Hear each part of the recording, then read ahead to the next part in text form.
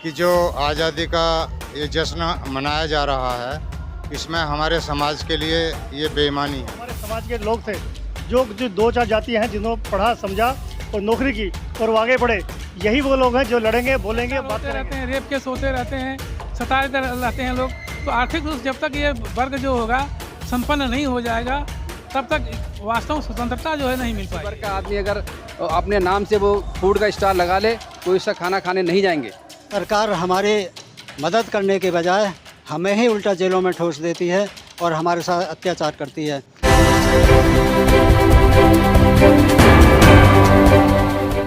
जी हाँ, मैं समता की सपोर्टर हूँ, मैं रोशनी रिपोर्टर हूँ। नमस्कार, मैं हूँ आपके साथ रोशनी और आप देखना शुरू कर चुके हैं सोशल मीडिया। इस वक्त हम नोएडा सेक्टर 11 बुद्ध विहार में हैं। ये मेरे पीछे से सिद्धार्थ बुद्ध विहार है और यहाँ पे आज झंडारोहण किया गया और हमारे साथ कुछ बुद्धिजीवी लोग हैं, उनसे जानेंगे। क्योंकि जिस तरीके से कहा जाता है कि भारत देश आज़ाद हो चुका है, क्या सच में भारत देश आज़ाद हो चुका है? इस आज़ाद भारत में रह रहे हैं जहां आए दिन SC ST OBC के साथ, OBC तो नहीं लेकिन ज़्यादातर दलित आदिवासियों के साथ जातीय जुल्म जात होता है। कभी उनको घोड़ी चढ़ने से मार दिया जाता है तो कभी मूछें रखने पे, ऐसे तमाम घटनाएं आती हैं। हालांकि ये घटनाएं बड़ी पुरानी हो चुकी हैं, लेकिन फिर भी सवाल बनता है कि क्या यही स्वतंत्र भारत है, क्या ये आज़ाद भारत है? जानेंगे।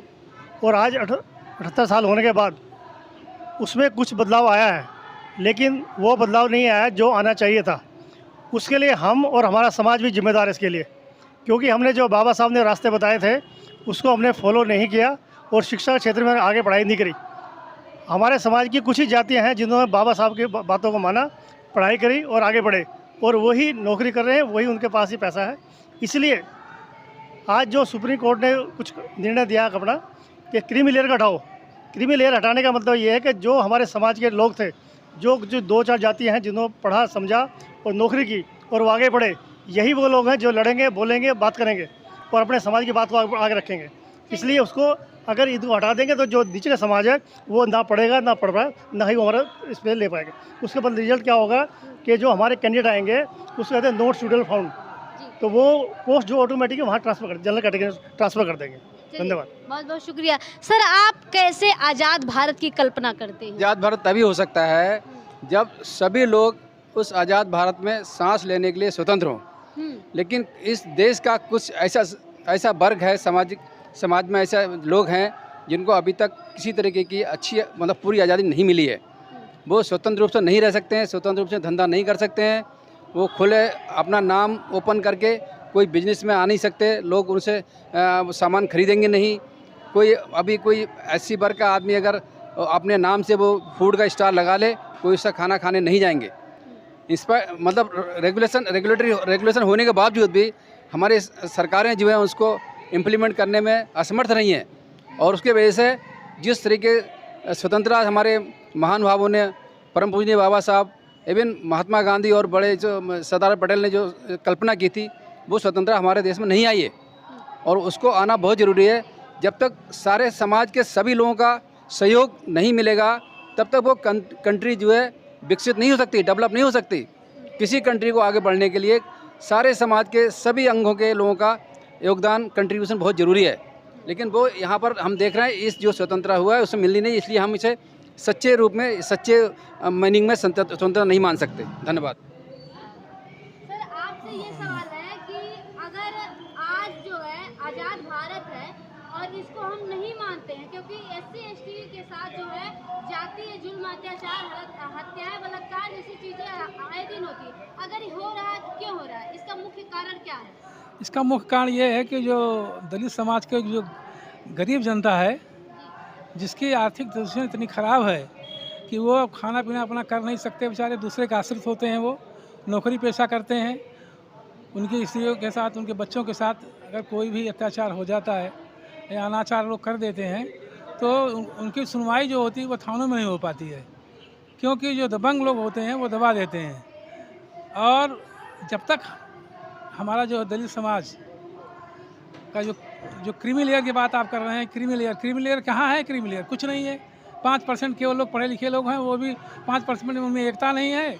और क्रीमी लेयर हटाने की बातें करने लगे हैं जो है।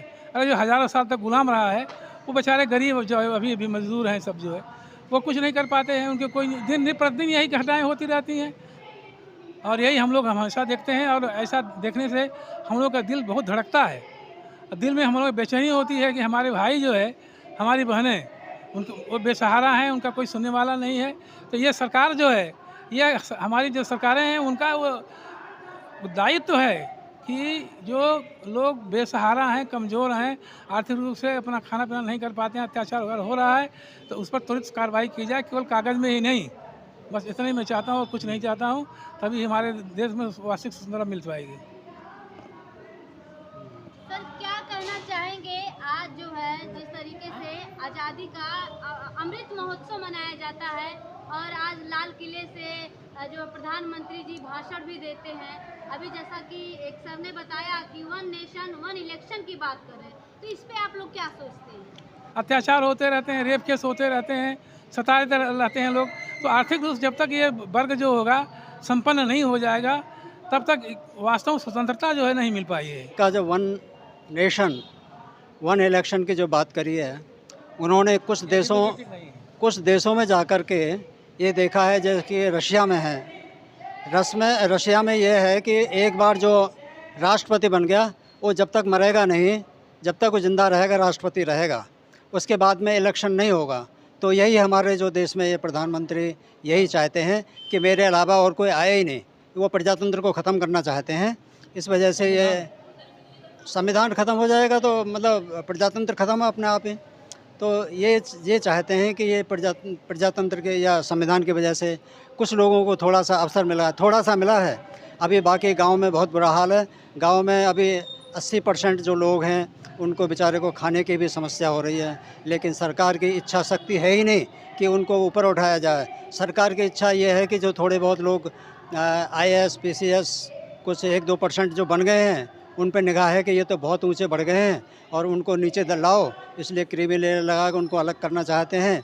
और जो बेचारे जो नहीं पढ़ पाए हैं दूसरे वर्गों में, दूसरे SC समाज के जो दूसरे जातियां हैं, उनमें अगर वो मतलब पढ़ नहीं पाएंगे तो उनका कोटा उनको मिलेगा नहीं, तो वो डी-रिजर्व करके वो जनरल वालों को दे देंगे। सरकार की मंशा यही है। आज भी ऐसी घटनाएं बहुत सारी घटी होंगी कि जब SC ST दलित आदिवासी के साथ जाति उत्पीड़न हो रहा होगा, हत्याएं हुई होंगी, बलात्कार भी हुए। क्या सोचते हैं आज़ादी को लेकर? सबसे पहले मैं आप सभी को जय भीम नमो बुद्धा करता हूँ। इसके बारे में मेरा विचार यही है कि जो आज़ादी का ये जश्न मनाया जा रहा है, इसमें हमारे समाज के लिए ये बेईमानी है। हमारे समाज का इसमें कोई भी फ़ायदा नहीं है, क्योंकि बाबा साहब ने जो आज़ादी का महत्व समझा था, उनका ये मतलब था कि मेरे संविधान के अनुसार अगर सरकारें काम करेंगी तो मेरे अनुसार जो भी मैंने नियम और कानून बनाए हैं तो समाज के हर तबके को उसका फ़ायदा पहुंचेगा। हर बच्चा पढ़ाई लिखाई में आगे होगा, सभी लोग संपन्न होंगे, तो सबको बराबरी का अधिकार मिलेगा। लेकिन आजकल की जो सरकार काम कर रही हैं, इन्होंने बाबा साहब के संविधान के विपरीत काम करना शुरू कर दिया है और ये कभी कुछ मुद्दा और कभी कुछ मुद्दा बार बार उछाल रहे हैं। हमारा समाज एक मुद्दे में का सामना करता है तो उससे पहले वो ख़त्म नहीं होता, दूसरा मुद्दा चालू कर देते हैं। तो कहने का मतलब ये है कि हमारा समाज इतना अनपढ़ और ऐसा होते हुए भी वो कितने मुद्दों का सामना कर पाएगा। सर आपने कहा कि हर रोज कोई ना कोई एक मुद्दा खत्म नहीं होता, दूसरा ला देते हैं जी। तो इन सबों में आप लोग उलझे क्यों रहते हैं? आप लोग का क्या कोई ऐसा प्लान नहीं है, मैनिफेस्टो आप लोग कोई तैयार नहीं करते हैं कि जिससे कि उसके आधार पर कोई योजना प्लान हो, उस पर आप लोग काम करें? आप लोग बार बार जो है उससे कहीं ना कहीं विचलित हो जाते हैं। नहीं, विचलित होना संभव भी है, क्योंकि हमारा इसका सबसे बड़ा मेन कारण है कि हम लोग एक यूनाइटेड नहीं है।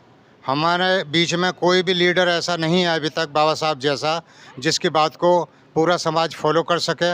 अगर कोई नया मुद्दा उभरता है तो ये ग्रुप्स में कोई कैटेगरी कुछ लेकर चलती है, कुछ दूसरी कैटेगरी कुछ बातें करती है, और वे बड़ी मुश्किल में किसी एक प्लेटफार्म पर जब आ जाते हैं तो वहाँ भी हमारी एकता उतना काम नहीं कर पाती जिस तरीके से हमें इकट्ठा होना चाहिए। आनंद कहेंगे, जैसा कि सर ने कहा कि हम यूनाइटेड नहीं है, कि क्या कारण है कि आप यूनाइटेड नहीं? सबसे ज़्यादा यूनिट होने की बात आप ही करते हैं, उसके बाद भी आप ही लोग बिखरे, क्या वजह है? देखो, ये सदा सत्य है कि यूनिटी में बल होता है। जब जो भी समाज यूनाइटेड होगा, उसकी बात सबसे पहले सुनी जाएगी। और सरकार का हमेशा रवैया जो रहा, दमनकारी रहा है। हमें दूसरे जो समाज, जो हायर समाज है, उससे हमें खतरा नहीं है, खतरा हमें प्रशासन से है। क्योंकि जब भी कोई झगड़ा हो जाता है, जब भी कोई आंदोलन करते हैं, तो सरकार हमारी मदद करने के बजाय हमें ही उल्टा जेलों में ठोस देती है और हमारे साथ अत्याचार करती है। हमारे साथ कोई भी अप्रिय घटना होती है गांव में, देहात में, तो जो पुलिस महकमा के पास जाते हैं, सबसे पहले वही नहीं सुनता, वो टरका देता है कि चलो फैसला कर लो। अगर कोई उनके ज़्यादा कुछ उनके फेवर में हो गया तो कहते हैं फैसला कर लो, आपस में बात कर लो, इसको निपटा लो यहीं। क्योंकि सरकार या मतलब पुलिस महकमा जो है, या शासन और प्रशासन दोनों ही इस तरह के हैं कि वो दलितों के प्रति उदासीन है। वो हमारे प्रति, दूसरा जो समाज है, हमारे प्रति सहज नहीं है। इसलिए ये अत्याचार की घटनाएं होती रहती हैं।